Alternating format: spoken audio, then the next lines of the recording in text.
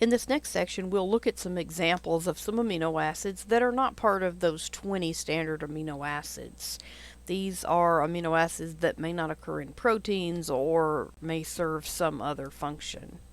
So, for example, we have selenocysteine that's found in many organisms, pyrrolysine that's found in several archaeal species. We have hydroxylysine, hydroxyproline, and these are found in collagen.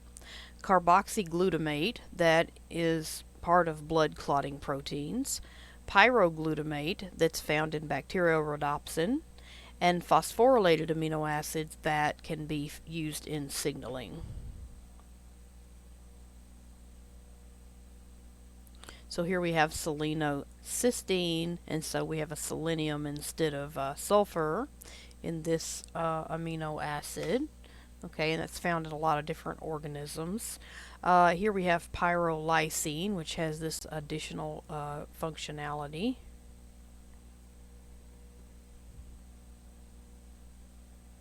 5-hydroxylysine that has an OH group here. Here we have 4-hydroxyproline that has a hydroxy group here. Gamma carboxyglutamic acid that has this carbonyl group, and pyroglutamic acid, and this molecule actually can occur at the end of proteins where it has actually cyclized. And some of these are less common, but they are found in certain proteins. Hydroxylysine and hydroxyproline are found in connective tissue proteins. Carboxyglutamate is found in blood clotting proteins, and pyroglutamate is found in bacteriorhodopsin.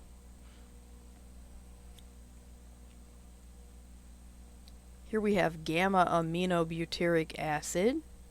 Okay, and these are found used as certain neurotransmitters and hormones.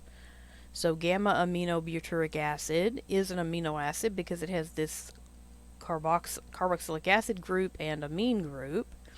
Here we have epinephrine, and epinephrine is a neurotransmitter that is a amino acid derivative. This does not have a carboxylic acid group. In fact, the rest of these don't have a carboxylic acid group, but the body may synthesize these as, from amino acids. And so these are amino acid derivatives.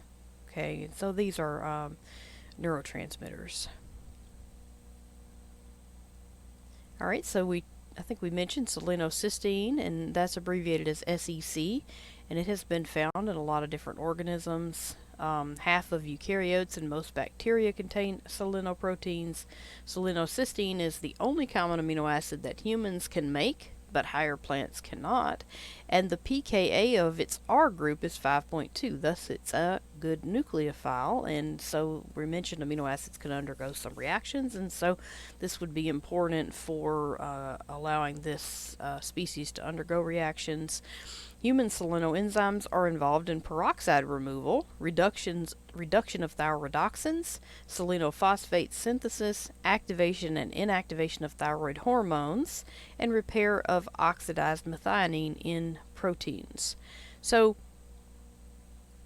we'll look at a lot of different processes, especially in the next semester, but it's important to know that these processes are important for normal body function, and so this is a enzyme. This side chain is important for enzymes to be able to undergo or perform these processes. And here's an example of that type of process: methionine sulfoxide reductases perform this function. Methionine is oxidized to methionine sulfoxide over time in proteins. And so what does that mean? It means the sulfur here from methionine is oxidized to this species over here on the right. Okay, so we have this methionine sulfoxide, and that occurs over time, and this can contribute to one of the aspects of aging. Even smoking oxidizes methionine to methionine sulfoxide. And so it's important for this process to be reversed. And so the methionine sulfoxide reductase is an enzyme that reverses this process and allows methionine to be regenerated where it can perform its critical functions in the proteins that it is in which it is incorporated. So, talking about non-natural proteins, amino acids, Peter Schultz and his co-workers developed a method to incorporate 70 novel and unnatural amino acids, which are abbreviated as UAAs, in proteins in E. coli, yeast, and mammalian cells. So incorporation of these UAAs at unique sites enables an array of new methods for study of structure and function of proteins. And it also has therapeutic potential for vaccine development and antibodies, immunotoxins, etc. So this is an exciting field incorporating unique amino acids into proteins, which might even be used therapeutically. So here are some examples of some unnatural amino acids with some unique side chains like this one, I don't know the names of these things, this one.